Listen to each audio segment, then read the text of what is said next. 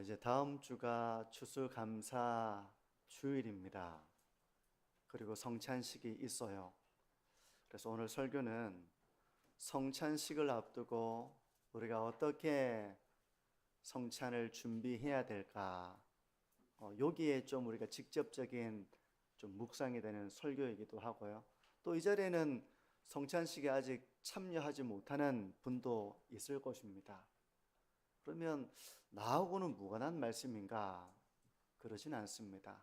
나중에 또 성찬에 참여하게 될 때 어떻게 성찬식에 참여해야 될까라는 말씀으로도 오늘 설교를 좀 적용해 볼 수 있겠지만, 사실 오늘 설교는 우리가 어떻게 하나님을 예배할 것인가, 성찬에 참여할 것인가, 어떻게 하나님을 예배할 것인가와 또 관련이 있는 말씀이기도 합니다.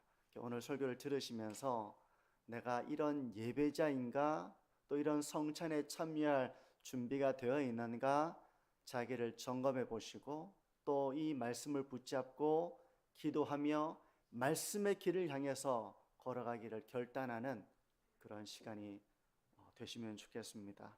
오늘 읽었던 본문의 말씀을 제가 다시 한번 읽어보면요, 사람이 자기를 살피고 그 후에야 이 떡을 먹고 이 잔을 마실지니 주의 몸을 분별하지 못하고 먹고 마시는 자는 자기의 죄를 먹고 마시는 것이니라. 성찬식을 앞두고 먼저 이 떡을 먹고 잔을 마시기 전에 자기를 살펴야 한다, 그렇게 말씀하고 있습니다. 바울이 왜 이 말을 했겠습니까? 고린도 교회에 이 말을 한 그 이유가 뭘까요? 성찬식에 참여할 때 자기를 살피지 못하고 떡을 먹고 잔을 마시는 것은 자기의 죄를 먹고 마시는 일이 된다, 이런 경고를 해야 됐던 이유가 뭘까요? 그리고 또 이런 경고가 지금 우리에게 주는 영적인 교훈은 무엇인가? 두루두루 이런 물음들을 생각해 보면서 오늘 말씀을 좀 차근차근 들여다보면 좋겠습니다. 우리가 어떻게 성찬식에 참여해야 될까? 두 가지로 좀 살펴보려고 하는데요. 첫 번째는 우리의 이 떡과 잔을 받을 때 우리는 구원의 은혜에 감사함으로써 성찬에 참여해야 한다는 것입니다. 구원의 은혜에 감사함으로써. 예배를 드릴 때도 마찬가지입니다. 우리가 예배를 드릴 때 구원의 은혜에 감사함으로써 예배에 나아가지 못하면 이 찬송은 다 우리와 섞이지 않는 물과 기름에 하나도 나에게 공감이 되지 않고 내가 고백할 수 없는 그런 노래가 됩니다. 기도도 마찬가지겠죠. 우리가 떡과 잔을 받을 때 구원의 은혜에 감사함으로써 성찬에 참여해야 한다는 것입니다. 성도님들은 평소 구원의 감격과 감사를 잘 간직하면서 평소에 하나님 저를 구원해 주셔서 감사합니다, 이런 기도와 찬양과 감격을 많이 경험하고 계시는지, 아니면 평소 때 내가 그 구원의 감격에 대해서 감사하고 참 하나님 앞에 참 나 같은 죄인을 살려주신 하나님의 은혜가 참 크다, 이런 것을 깨달으면서 순간순간 예배가 되는 그런 모습이 있는지 자신을 잠시 점검을 해보시기를 바랍니다. 어떻습니까? 일상의 삶 가운데 이 구원의 은혜가 참 크다, 나 같은 죄인을 하나님이 참 구원하여 주셔서 내가 이렇게 신앙의 길을 걸어갈 수 있구나, 그런 마음으로 성찬에 참여해야 한다는 것입니다. 저는 이제 저의 신앙을 돌아보면, 제가 모태신앙으로 교회를 다녔잖아요. 이 설교는 여러 번 했는데, 제가 구원의 은혜를 체험하게 된 것은 중학교 3학년 겨울 수련회 때였습니다. 그 전까지는 저는 그렇게 회개해 본 적도 없었고, 말씀을 들으면서 그 말씀이 꿀처럼 달다라고 느껴본 적이 한 번도 없었습니다. 설교는 너무 지루하고 찬송은 정말 부르고 싶지도 않고 교회는 가고 싶지 않은데 모태신앙인이 안 갈 수는 없고, 그렇게 제가 13년을 교회를 다녔었습니다. 그러니까 이게 제가 뭐 섞일 수가 없죠. 근데 놀라운 은혜를 저도 경험을 하게 된 거죠. 저의 죄, 이 죄가 뭐 나쁜 죄, 나쁜 행동, 뭐 그런 죄도 있지만, 그런적으로 내가 하나님을 경외하지 못하고 하나님을 사랑하지 못하고 하나님의 뜻을 생각하지 못한 채 살아왔던 그 모든 순간들이 너무나도 죄스럽게 깨달아져서 회개했던 그때의 순간들이었습니다. 그리고 내가 나 같은 죄인을 하나님이 사랑하신다는 것이 믿어져서 감격하고 감사하고, 나 같은 죄인을 하나님이 사랑하신다는 것이 도저히 참 믿을 수 없는 일이지만 그게 믿어져서 너무 감격했던 그 순간이 떠오릅니다. 그 전까지 복음성과 찬송가, 중학생이니까 얼마나 가요 좋아하고 막 그랬겠습니까? 이 찬송가 곡조도 촌스럽고 내용은 정말 한 개도 공감이 안 되고 모태신앙으로 그렇게 13년을 살아왔던 제가 찬양이 얼마나 기쁜지 이 찬송의 맛을 알아가게 된 거죠. 회심의 순간이었습니다. 근데 제가 늘 영적인 이런 은혜 가운데서 구원의 감격을 가운데 거하지는 못했습니다. 그 놀라운 은혜와 감격을 제가 경험했지만, 제가 청년 때까지는 이 진리의 말씀에 든든히 서지 못했기 때문에 저는 저의 구원을 의심하곤 했습니다. 때로는 그 골짜기가 저 깊은 어두운 골짜기로 들어가면 제가 구원을 못 받은 것처럼 생각이 될 때가 생기는 거예요. 내가 구원을 받았을까? 내가 구원을 받았다면 왜 나에게 이런 은혜가 충만함이 사라져 갈까? 내가 왜 하나님이 기뻐하시는 삶을 살지 못하고 여전히 옛사람의 습관을 따라서 이렇게 이기적이고 이렇게 나쁜 생각을 하고 이렇게 겉으로는 이러면서 위선적인 삶을 살아가고 왜 나는 이런 존재가 되는 걸까? 이런 이제 혼란이 생겼던 거죠. 근데 그런 저 자신을 어떻게 이해하고 분별해야 될지 저는 말씀이 저에게 없었습니다. 혼란했습니다. 그런 때도 저는 성찬식에 참여를 했습니다. 세례 받았다는 이유로 떡과 잔을 받기는 했지만 저는 전혀 구원의 감격과 감사를 드릴 수는 없었어요. 혹시 여러분 중에 그런 분은 안 계십니까? 영적으로 하나님의 말씀, 진리의 말씀 위에 든든히 서서 마치 이제 우리가 가치관의 혼란을 겪을 때가 있잖아요. 그것처럼 영적으로 참 내가 신앙이 있는지 없는지 이런 혼란 가운데에서 성경 말씀은 읽어도 잘 모르겠고, 감정은 변덕스러운 날씨처럼 어떨 때는 막 기쁘다고 어떨 때는 막 저 밑으로 깔아앉기도 하고, 어떨 때는 구원의 은혜를 내가 기쁨을 그런 은혜의 맛을 보는 것 같다가도 어떨 때는 전혀 메마른 심령이 되어버리는 이런 상태 가운데에서 결국 이 구원의 감격과 이런 감사까지 희미해지는 그런 분은 계시지 않습니까? 이런 경우도 있었고요. 그러니까 우리가 구원의 감격과 감사를 가지고 성찬에 참여하고 예배를 드려야 함에도 불구하고 때로 내가 왜 이러는지 내가 이해가 잘 안 되고 혼란이 되는 그런 영적인 상태 가운데 우리가 거할 수가 있는 겁니다. 그런가 하면 이런 혼란 속에서 제가 이제 하나님의 말씀으로 진리 안에 자유를 누리게 해줬던 말씀이 제가 종종 이렇게 설교할 때 인용하는 로마서 8장 1절 말씀인데요. 로마서 8장 1절 말씀 잘 아실 겁니다.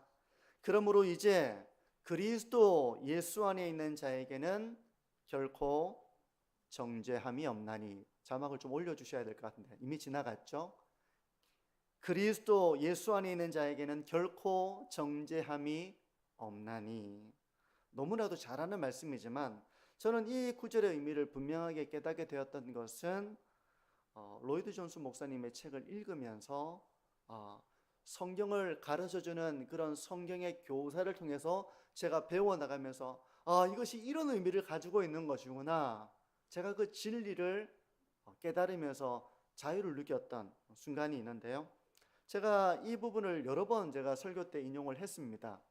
근데 오늘 제가 또 인용을 하는 것은, 목사님 그거 벌써 몇 번 들었습니다, 이렇게 압니다. 근데 제가 이것을 몇 번이나 반복하는 것은 이게 아예 그냥 못이 박혔으면 좋겠다, 그런 마음으로 제가 의도를 가지고 다시 한번 인용을 하는데요. 이렇습니다. 그리스도 예수 안에 있는 자들에게는 결코 정죄함이 없나니 라는 말씀이, 혹시 인용 자막이 없습니까? 자막이 없나요? 그러면 그냥 오늘 자막 없이 한번 들어보십시오. 그리스도 예수 안에 있는 자들에게는 결코 정죄함이 없나니 라는 말씀이 과거의 죄만을 처리받았다는 의미로 너무나도 자주 이해됩니다.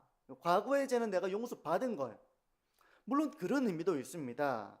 그러나 여러분의 현재 죄도 포함하고 있습니다.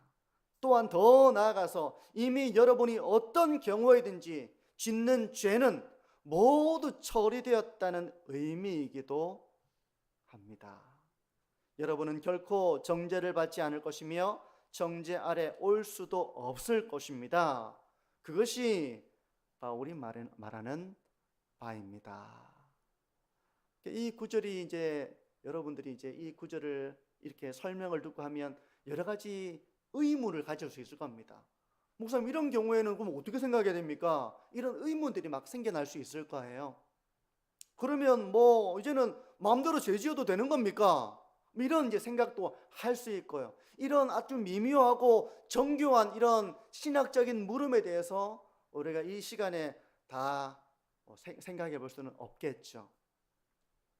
하지만 성도 여러분, 분명한 것은 구원의 은혜는 우리가 행위를 바르게 해서 받는 것이 아니라는 점입니다. 여러분, 그렇게 착각할 때 있죠. 그러니까 과거의 죄는 예수님을 믿음으로 구원을 받은 것이 분명한데, 이제 현재와 미래는 내 행위에 의해서 구원이 결정이 된다는 생각, 이런 설교를 듣는 경우도 있을 겁니다. 왜냐하면 우리 개신교 안에서도 장로교의 신학과 감리교의 신학이 약간 차이가 있어요. 그리고 목사님들마다 그런 개개인의 어떤 신학적 차이로 이런 부분에 있어서 우리 사도신경이라고 하는 이런 큰 삼위일체 하나님에 대한 신앙은 동일하게 고백하지만 그 안으로 강론으로 들어가 보면 약간씩 차이가 있는 부분이 있거든요. 근데 제가 다시 한번 말씀을 드리자면, 우리의 행위를 바르게 해서 우리가 구원을 얻는 것은 아니라는 점입니다. 우리가 아무리 깨끗하고 멋진 옷을 입었다고 한번 가정을 해보십시오. 가장 좋은 옷을 입었다고 한번 생각을 해보십시오. 왕의 초대한 만찬에 우리가 그 옷을 입고 간다고 했을 때 우리가 가장 좋은 옷을 입어도 그 옷은 그 자리에 어울리지 않을 수 있습니다. 그렇죠? 거기에는 전부 다 명품 옷을 입고 오고, 그런데 혹시 명품 옷이 있으십니까? 저는 없습니다. 제가 아무리 좋은 옷을 입어도 이렇게 막 그런 으리으리한 옷을 입고 있는 사람들에게는 그게 되게 누추한 옷일 수도 있겠죠. 근데 우리의 행위가 그런 거예요. 나는 나름대로는 멋지게 살아가고 올바르게 살아간다고 해도 하나님, 거룩하신 하나님 앞에서는 그런 우리의 우리의 행위는 누더기처럼 덕지덕지 떨어지고 꿰매고 때가 묻은 그런 옷과 같은 것입니다. 만약에 내가 내 행위를 올바르게 해서 내가 천국 잔치에 그 의복을 입고 들어가겠다 한다면 그건 만찬의 의복에 어울리지 않을 것입니다. 때문에 하나님은 우리에게 그리스도의 옷을 입혀주신 것입니다. 나의 행위로 인한 의를 옷 입는 것이 아니라 그리스도의 의, 그리스도의 온전한 그 의를 우리에게 옷으로 입혀주신 거예요. 혹시 그리스도의 의를 옷 입는다는 말씀이 좀 낯설게 들리는 분이 계십니까? 갈라디아서 3장 27절은 이렇게 말씀을 합니다. 누구든지 그리스도와 합하기 위하여 세례를 받은 자는 그리스도로 옷 입었느니라. 예수님을 믿는 자는, 예수님을 믿음으로 세례를 받은 자는 그리스도로 옷을 입었다는 겁니다. 그리스도의 의를 옷 입어 의롭다함을 받은 자가 되었다는 선언이에요. 우리는 우리의 행위를 올바르게 해서 그 의를 가지고 하나님, 제가 이렇게 온전합니다, 제가 이런 행위를 했습니다 라는 우리의 의를 가지고 하나님 앞에 서는 것이 아니라 그리스도의 완전하신 의를 내가 옷 입어서 의롭다함을 받은 것입니다. 그러므로 혹시 여러분의 행위가 올바르지 못해서 받은 구원을 잃어버리지는 않을까 하는 그런 두려움보다는 온전히 예수 그리스도 안에서 받은 은혜를 신뢰하고 그 복음의 진리를 붙잡고 하나님이 주시는 믿음을 선물로 받아 누리며 그것을 고백할 수 있어야 한다는 것입니다. 성도 여러분, 내가 행위를 바르게 함으로 인해서 하나님 앞에 온전한 자가 되는 것은 아닙니다. 혹시 그렇게 하실 수 있는 분이 있습니까? 목사님, 저는 이번 주 예배 드리는데 너무나도 당당하고 너무나도 떳떳합니다. 저는 허물이 조금도 없습니다. 저는 예배 드리기에 합당합니다. 혹시 그런 분이 계십니까? 저는 그렇지를 못합니다.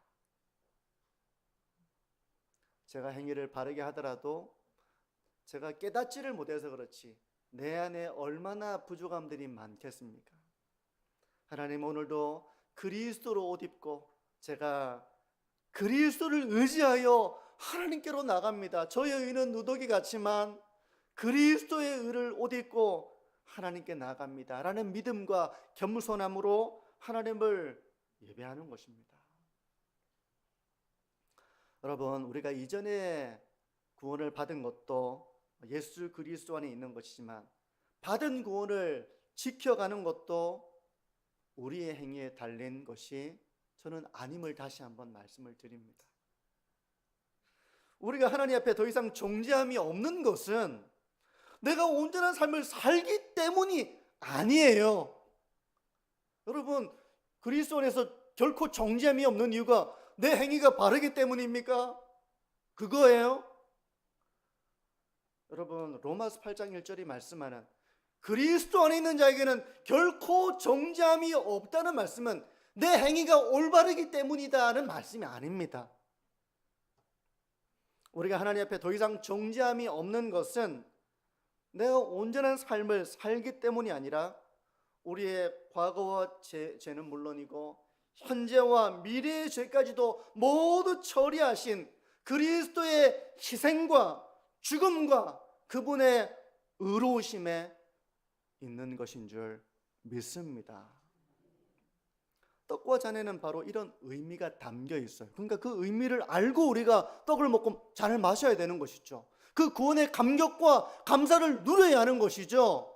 그 믿음이 없다면 이 떡을 먹어도 여전히 불안하고 이 잔을 마셔도 여전히 나는 흔들리고. 여러분, 이 떡과 잔은 하나님의 말씀입니다. 그래서 칼빈은 지금 이 설교는 귀로 들리는 하나님의 말씀이라고 말하는데 반해서 성찬, 떡을 먹고 잔을 마시는 이 성찬은 눈으로 보이는 하나님의 말씀이라고 한 거예요. 성찬을 통해서 그리스도께서 우리를 위해서 몸을 주시고 피를 흘리셨다는 그 복음의 의미가 바로 이제는 더 이상 예수 그리스도 안에는 정죄함이 없고 우리는 하나님의 자녀가 되었다는 그 언약을 상기시키는 설교가 바로 성찬입니다. 성찬이에요.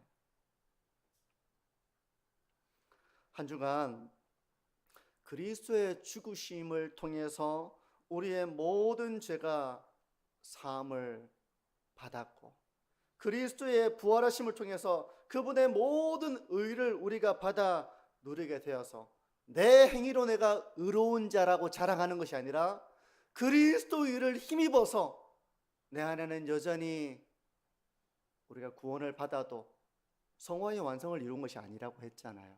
지금도 저와 우리 성도님들 사이에는 또 나쁜 생각, 죄악의 생각들이 생겨날 수 있습니다. 하지만 우리가 하나님의 의롭다함을 받은 것은 내가 백옥과 같은 생각을 하고 있고 흠이 없는 행동을 하고 있고 이제는 전혀 죄의 유혹을 받지 않고 그래서 아이고 의롭구나 라는 것이 아니라 그리스도의 의를 옷 입은 자로서 하나님은 의롭다고 우리를 여겨주시는 것입니다. 한 주간 이제 이 한 주간의 삶을 이제 이 그리스도의 죽음을 생각하면서 떡과 잔을 받을 때 이미 생명의 떡을 우리가 이미 그리스도를 믿음으로 먹었고 결코 정죄함이 없는 하나님의 자녀가 되었음을 오롯이 믿으면서 그 구원의 감격과 은혜 가운데 동참하는 모든 그런 성찬식에 참여하는 우리 모든 성도님들이 되시기를 바라고 또 예배 가운데서 내가 하나님의 구원을 받은 자임을 예배 때마다 다시 확인하고 그 감격을 누리시는 우리 만천중앙교 모든 성도님들이 되시기를 축복합니다. 제가 이 설교를 계속 하는 이제 이유에는 자꾸 이것이 이제 흔들리는 부분이 있고 우리 성도님들이 뭐 유튜브나 인터넷이나 이런 데서 정제되지 않은 그런 설교를 듣고 또 혼란을 느끼실까 그런 의미에서 제가 이 설교를 계속 하게 되는데요. 우리가 이렇게 복음의 진리를 굳게 붙잡고 계시는 분들도 많이 계시겠죠. 그래서 자기의 구원에 대한 분명한 확신을 가지고 있는 분도 계실 것입니다. 그럼에도 불구하고 우리가 늘 구원의 감격과 감사로 충만하지 못할 때도 있습니다. 구원의 확신을 가지고 있음에도 불구하고 구원의 감격을 충만하게 누리지 못할 때도 있는 거예요. 저 역시 어떨 때는 구원의 감격과 감사를 잃어버린 채 살아가는 제 모습을 볼 때가 있습니다. 마치 어린아이가 막 자기가 원하는 것을 뭐 손에 쥐어주지 않고 사주지 않고 이렇게 하면 막 아이가 막 세상을 잃은 것처럼 우는 것처럼 그 모습이 얼마나 철이 없습니까? 그것처럼 우리가 믿음이 부족해서 걱정에 사로잡히기도 하고 마음의 평안을 잃어버리기도 하고 어떨 때는 세상의 일들 그 일들을 하면서 내가 막 너무 삶에 찌들어가면서 분주하고 피곤하고 지쳐있는 작은 일에도 화가 나고 염려하고 이런 우리의 모습을 볼 때도 있습니다. 제가 목회를 하면서 한 번씩 그럴 때가 있어요. 우리 성도님들은 뭐 어떨지 모르겠지만 여러분 새벽 기도 때부터 밤 12시까지 일주일에 뭐 5, 6일을 그렇게 하면서도 늘 틈이 없는 삶을 살아가면 이렇게 늘 기쁠 수가 있겠습니까? 저는 이제 그러지 못할 때가 있었어요. 너무 해야 될 일들에 제가 눌리고 여러분 설교하는데 우리 장로님들 막 부담을 느낀다고 그래가지고 통독을 하게 됐는데 막 이런 영적으로 해야 될 일이 너무 부담이 되고 또 늘 피곤하고 지치고 이러다 보니까 제가 예민해질 때가 있는 겁니다. 과거에는 아내한테 막 한 번씩 화를 낼 때도 있고요. 아이들한테 화풀이 할 때도 있습니다. 제가 뭐 아이들이 잘못한 건 잘못한 건데 뭐 얼마든지 봐줄 수 있잖아요. 근데 내가 막 지쳐있고 막 이렇게 막 너무나 탈진해 있고 이러니까 신경이 예민해진 거예요. 그러면서 주님의 일은 열심히는 하고 있는데 내 안에 그 기쁨이 없는 겁니다. 내가 이렇게 일해서 뭐하나 이런 생각이 드는 거예요. 일은 엄청 열심히 합니다.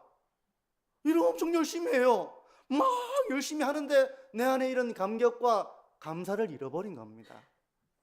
사는데 지쳐서. 혹시 여러분이 그런 분들 계십니까? 삶의 현실이 참 신경 쓸 것도 많고 걱정거리도 있고, 이거 뭐 바람 잘 날이었고 피곤하고, 이거 막 이런 생각이 들면서 삶이 왜 이래 고단한가 막 이러면서 기쁨이 없는 거예요. 이 구원의 확신을 가지고 있는데 요즘 막 메마르고 막 그럴 수 있는 겁니다.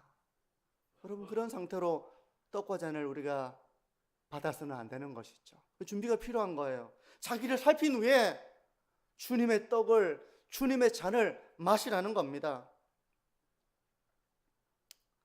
혹 피곤한 하루하루의 삶과 해야 될 일도 많고 막 걱정과 이런 부담들로 인해서 몸과 마음이 지쳐서 복음이 주는 이런 자유와 기쁨을, 그 여유를 잃어버린 채 메말라가는 이런 분들이 계십니까?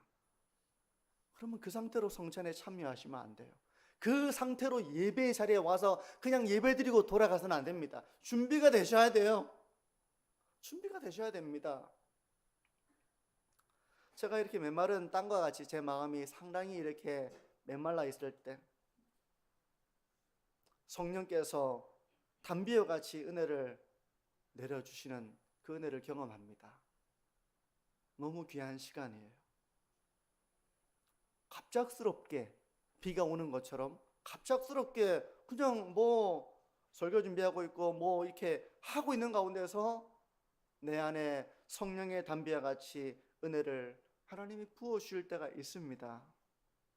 은혜죠.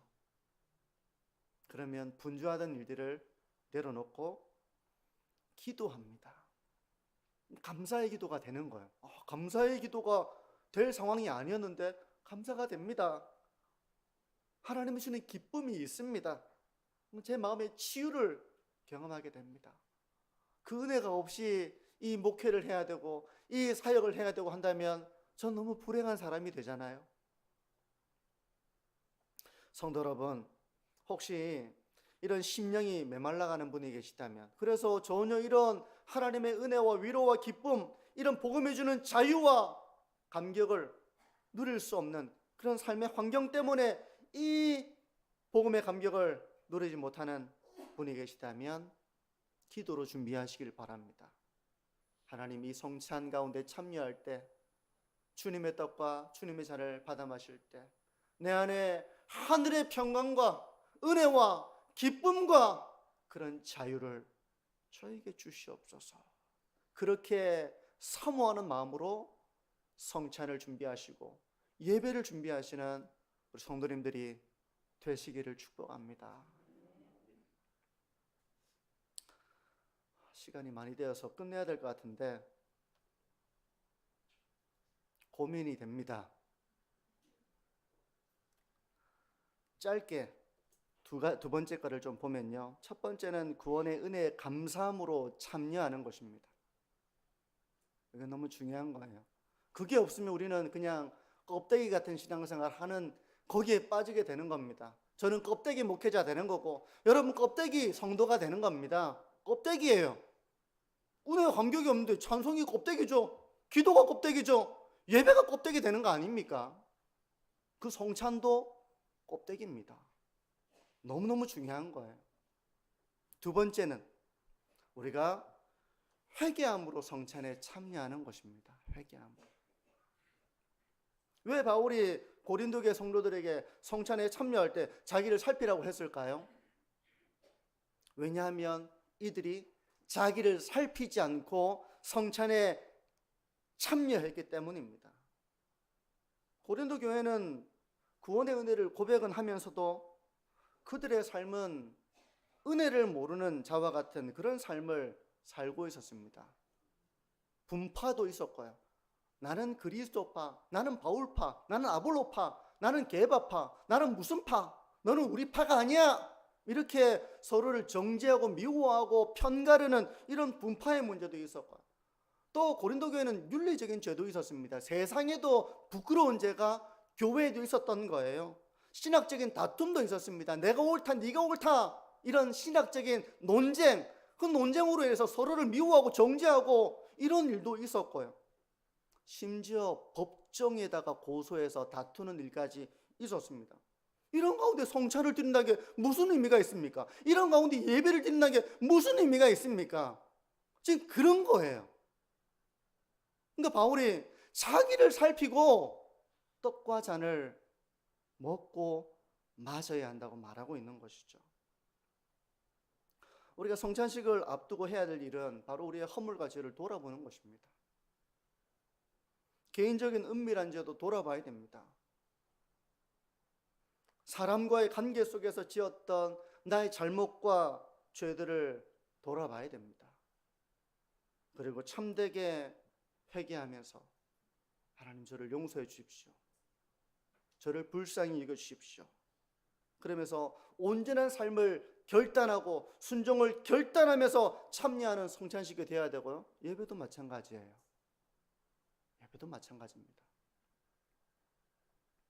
부부가 서로 다퉜습니다.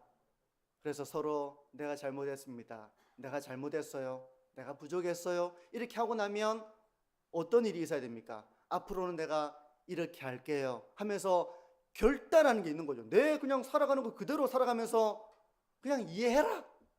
나 원래 이렇다. 이렇게 하면 진정한 화해가 안 되잖아요. 화해와 용서라는 건 돌이키는 겁니다. 내가 돌이킬게. 내가 미안하다. 내가 부족했다. 앞으로는 안 그럴게 할 때 이게 화해와 화합이 되는 겁니다. 나는 내 살 길을 걸어가고 화합이 안 되잖아요. 여러분, 하나님과의 화합은 우리가 회개하고 돌이키고 우리가 주님께로 돌이키는 이 일을 통해서 우리가 하나님과의 화목을 이루는 것입니다. 하나님께서 원하시는 예배는 그런 것이고요. 우리가 성찬에 그렇게 참여해야 하는 거예요. 물론 우리가 회개를 해도 또 헛된 것을 사랑할 수 있고 교만에 빠질 수 있고 어리석음에 빠질 수도 있습니다. 비록 그럴지라도 그 순간 하나님 앞에 온전하게 우리의 허물을 돌아보면서 애통하는 마음으로 주님의 긍휼을 구하며 저를 불쌍히 여겨 주옵소서. 저로 하여금 이제 온전한 삶을 하나님, 제가 살겠습니다 라는 헌신으로 예배를 드려야 하고 성찬에 참여해야 하는 것입니다. 성도 여러분, 이런 회개가 빠진 예배, 회개가 빠진 성찬이 아니라 참되게 하나님 앞에 자기의 허물과 죄를 돌이켜보면서 하나님, 제가 잘못했습니다. 제가 주님이 기뻐하시는 삶을 살겠습니다. 이런 헌신과 함께 하나님과 연합하는 성찬식이 되어지기를 바라고 우리의 예배가 되어지기를 바랍니다. 말씀을 정리합니다. 우리 가운데 세례를 받지 못한 분도 계시겠죠. 앞으로 이제 성찬식에 참여하게 될 때는 이 의미를 들었던 말씀을 다시 상고하면서 성찬에 참여하실 수 있기를 바라고요. 또 이 말씀은 예배에도 적용이 되는 말씀이에요. 예배에도 우리가 예배를 준비하고 참된 예배자가 되어 하나님을 예배해야 하는 것입니다. 그리고 우리가 웨스트민스터 교리문답에서는 은혜의 방편으로 말씀과 기도와 성찬을 말하고 있습니다. 저는 우리의 성찬에 하나님의 은혜를 풍성하게 부어주는 시간이 되어지기를 소망합니다. 한 주 동안 그렇게 성찬을 준비해 보시고 또 매주마다 드려지는 예배를 준비하시면서 하나님 앞에 참된 예배자로 참된 성찬에 참여하는 거룩한 그런 성도로서 하나님의 임재를 누리시는 우리 모든 성도님들이 되시기를 주님의 이름으로 축복합니다. 기도하겠습니다.